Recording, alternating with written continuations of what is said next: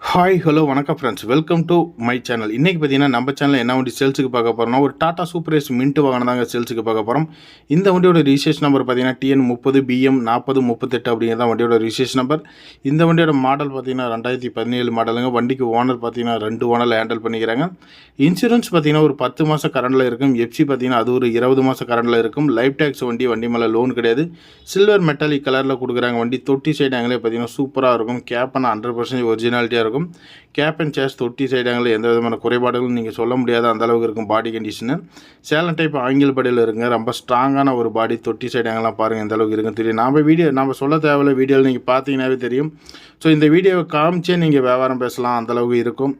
வண்டி இப்படி தான் இருந்துச்சிங்க வீடியோவில் அப்படின்னு சொல்லிட்டு. நேரில் பார்த்தீங்கன்னா அதே குவாலிட்டியில் வண்டி இருக்கும். டயர் கண்டிஷனும் நல்லாயிருக்கும். டயர் கண்டிஷன் பார்த்துக்கோங்க. Original radial tyre, Apollo tyre.